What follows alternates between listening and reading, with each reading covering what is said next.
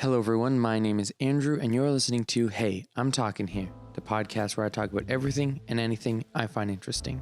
In today's episode, I'm just going to be going over my thoughts on the PlayStation 5, all the information that's been announced, and my thoughts on the pre-orders. So right off the gate, I'm going to say the pre-orders went very badly. They were opening up the day before they were supposed to. They were being sold out. It was so hard for people to get their hands on it. It was a literal shit show.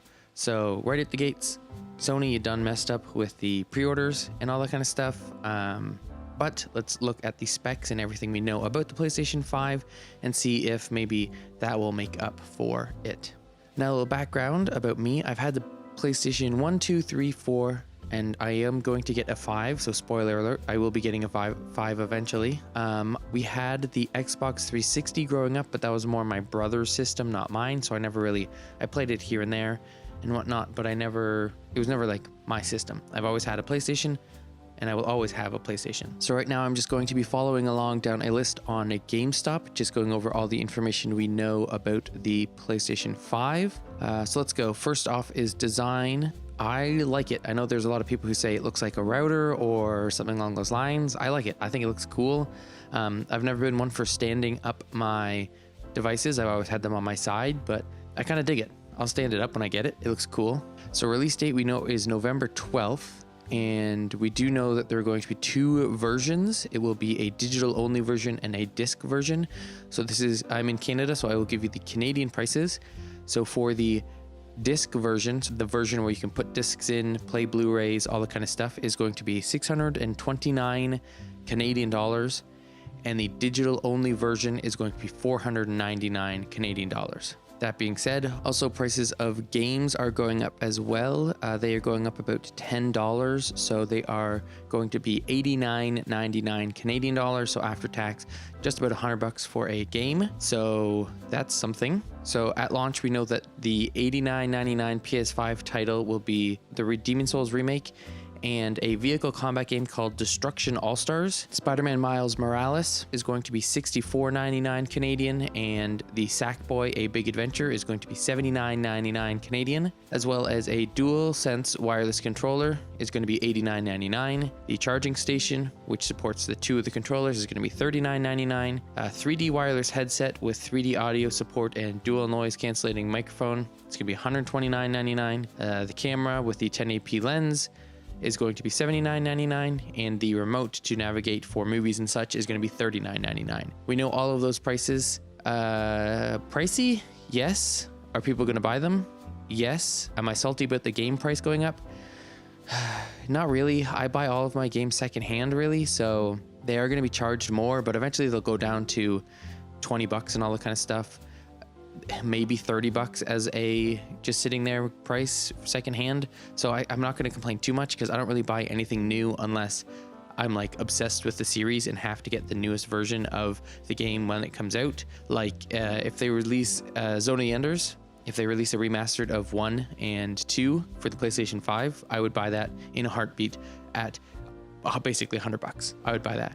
But everything else, I kind of just wait and see if it comes into a hawk shop or a secondhand gaming store, and I check the price, and if I like it, I'll get it. And that's usually where I get all of my games. So that's why I really want to get the disc drive version, because I buy secondhand games so much. I don't really get digital games except for the games that you get with PS Plus every month. The question now on my mind is it worth the extra $130 to get games at discount for buying them secondhand, or saving that $130 and just getting digital games? Because digital games hardly ever go on sale, so it's kind of like a damned if you do, damned if you don't. Spend money up front and maybe save money afterwards, or save money up front and spend money afterwards. So one of life's greatest questions. So the next question becomes, is the PlayStation 5 backwards compatible? Because I have a whole catalog of games that I have from the PS4. Are they going to work on the PS5? And the answer is yes. 99% of the PlayStation 4 games will be compatible with the PlayStation 5, but it will not go back to PlayStation 3, PlayStation 2, or PlayStation 1. I would love a machine that could play all the games from PlayStation 1 up to the PlayStation 5. That would be amazing, because then it would be perfect. I know it'd be a pain in the ass, but god damn, that'd be so good. But with it being backwards compatible, Sony has mentioned there is a PlayStation Plus collection. So if you have PlayStation Plus and the PlayStation 5, you get access to 18 full titles right from the get-go, which are Battlefield 1, Batman Arkham Knight, Bloodborne, Days Gone, Detroit Become Human, Fallout 4, Final Fantasy 15, God of War, Infamous Second Son, The Last Guardian, The Last of Us, Monster Hunter World, Mortal Kombat X, Persona 5, Ratchet & Clank, Resident Evil 7, Biohazard, Uncharted 4, A Thief's End, and Until Dawn. So going through this list, I have Battlefield 1, I have Batman Arkham Knight, I have Bloodborne, I have Detroit Become Human, I have Fallout 4, I have God of War, I have Infamous Second Son, I have The Last of Us, I have Mortal Kombat 10, I have Uncharted, A Thief's End, and I have Until Dawn. So really, I'm getting maybe half of the games I don't have. I would be getting when I get the PS5 quote unquote for free, because you have to pay for the PlayStation Plus membership. Did they need to do this? No. Is it nice that they did this? Yes. I haven't seen anybody complaining there should have been more games or anything like this. This is just a nice little extra for having the PlayStation Plus. But I have most of the games. I would really like Persona 5, so that's pretty cool.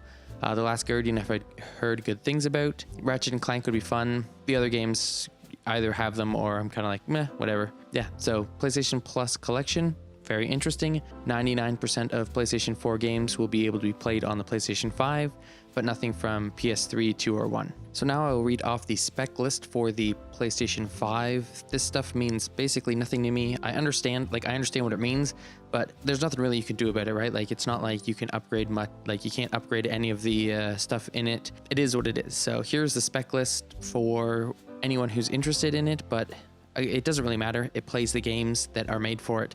Unlike a PC where it's like I have to upgrade. These games are built for this system, so anyways, here you go. CPU, 8x Zen 2 core at 3.5 gigahertz. GPU, 10.28 teraflops, 36 CUs at 2.23 gigahertz.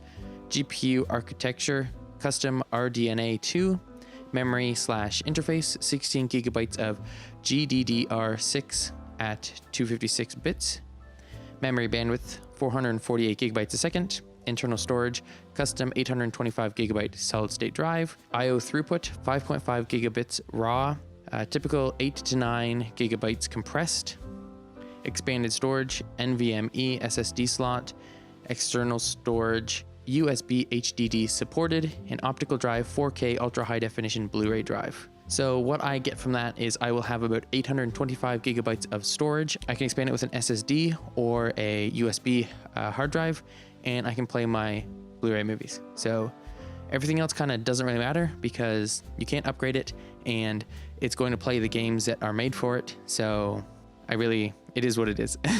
All I care about is how much storage is in it, and if I need to expand it, which I would probably have to get probably a terabyte or 2 terabyte hard drive to put in it so I can have extra space for more games instead of downloading 4 games and then being out of space. Okay, so now the PS5 controller. I think it looks slick. I love the white and black with the blue. It looks really cool. I want to get my hands on these. They look super, super dope. Really enjoy them. We've been over the accessories. So you've got the wireless headset, camera, media remote, charging station for the controllers.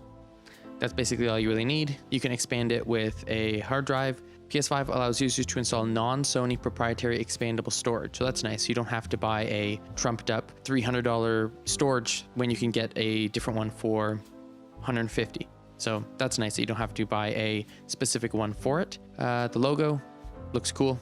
I think it looks, yeah, okay. Logo looks good. I like the cases with the white PS5 and all that kind of stuff. It kind of looks like the PS4 ones. So nothing too exciting there. What I'm really interested in is the launch lineup. Even though I won't be getting one at launch, I do have my eyes on this lineup to see what's coming out. So we have Assassin's Creed Valhalla. That looks pretty cool. Who doesn't like Vikings? Astro's Playroom. No idea what that is. Call of Duty Black Ops Cold War. Pretty interesting. I watched some of the footage for that. It looks nifty. I would probably get that on sale or wait till it comes to like PS Plus or something like that. I'm not a big Call of Duty guy, but it did look cool. Demon Souls, 100%. That looks super dope. Destruction, All Stars, meh. Devil May Cry 5 Special Edition, only digital though. It is pretty nifty. I didn't play Devil May Cry 5 I don't remember what the last one I played was. I think it was for the PlayStation 2 or no, PlayStation 3. I do like Devil May Cry though, so maybe I'd pick that up. Fortnite, don't care. Marvel Spider-Man Miles Morales. I need to get the first Marvel Spider-Man. I was looking for it when I got Zero Horizon Dawn, and they just sold it. And I was like, shit, because it was going to be like $10, and they sold it. So I'll have to get that eventually later, but I'd be interested to play the Miles Morales and the original Spider-Man one. I've only heard good things. And then Sackboy, A Big Adventure. I'd be interested to see what that one's like, because I know it is a departure from what the previous games made with Sackboy were like. This one's more like a actual, like, here's a game with a story. So that would be kind of nifty to see. I also saw somewhere that CD Projekt Red tweeted out that Cyberpunk 2077 will be playable at launch. So it's technically like a launch title, which, hey, that'd be pretty cool. I am very interested in getting Cyberpunk 2077. Other games that were mentioned and such that really piqued my interest during the PlayStation event or the live announcement was the Hogwarts Legacy. I'm a fan of Harry Potter, not J.K. Rowling and all the shit she's been spewing, but the world of Harry Potter is really cool. I would be very interested to see the Hogwarts Legacy, because it's not, hey, here's Harry Potter, he's the best thing ever. This is before Harry Potter, so he doesn't exist. So it's just not everything centered around him. So you can learn more about Hogwarts and the Wizarding World, and not just, hey, Harry Potter, it's Harry Potter. Oh my goodness, Harry Potter. So it'd be cool to see that. I would buy that one secondhand, even though I do really find it interesting. I don't know if any kickback goes to J.K. Rowling, but I'm not going to test it. I don't want to support her, so I will be 100% buying that one secondhand, even if the game is there on the second day at a swap shop and it is still 75% of the cost. I'd still buy it because I want the game. I just don't want to support who created Harry Potter. So I'll get off my little soapbox there, and that's basically everything for the PlayStation 5. Yes, I will be getting it. I'm still whiffling on which version I want. I will not be getting it launch day. I will probably be getting it, I don't know, 6 months to a year afterwards. Maybe I will check out my local swap shops and see if any of them have it in store. Just wait for one to come in there and I'll pick it up, and then I'll give my PlayStation 4 and a handful of the games to my brother. He bought, what did he buy? He got Metal Gear Solid Phantom Pains, and I think he got partway through it and then he moved out, and he's like, well, I guess I'll never beat that game. So it'll be nice. I'll just give him that and access to my PlayStation Plus so he can play the hundreds of whatever games I have. So that'll be nice for him. So yeah, probably 6 months to a year after it comes out, I will get the PlayStation 5. I'm sure there'll be some sort of special editions or crap like that are coming out that may pique my interest, that may make me go, well, gotta get that. There is also the fact that on launch day, there was a tease for God of War. God of War Ragnarok was teased, so that's pretty freaking cool. So we are going to go into the little shoutout segment, and then I'm actually going to taint the waters of PlayStation 5 with my thoughts on one specific announcement by Microsoft. So before I get into the shoutout, I would like to say that I am in fact streaming on Twitch Monday, Tuesday, and Wednesday, 7 to 11. That may change in October, seeing as I'm moving in with my fiance. So the first couple weeks of October will be up in the air, and then a new schedule will be released. But I am on Twitch, and you can find the Twitch link in the description or show notes. Anyways, on to the shoutout. So I'm going to be talking about one of my friends, again, another person I met when I was doing Let's Playing. He was Let's Playing, and now he is an author. He has released 2 books. His name is Kenneth Vidder. His 2 books are fantasy books, both in a series, so the first one and the second one. It's a Kingdom of Glass series, and I own both of them. I actually own several copies of both of them because I am prone to losing books, especially when I pack up and move several times. I don't know where books go.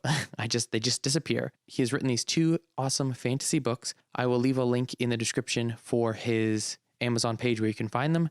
They're very interesting. If you love fantasy and you love badass sword fighting and just really in-depth world building and stuff, you will love these books. They are really cool. I give them I'm going to steal from Angry Joe. I'll give them my badass seal of approval. I read a lot. Well, mainly I listen to audiobooks a lot, but these I really enjoyed them. The second book was released not too terribly long ago, so I've been digging my teeth into that, and it's great. If you like fantasy books, you'll like these. That's all I can say. Also, what would it be without, hey, he streams on Twitch as well.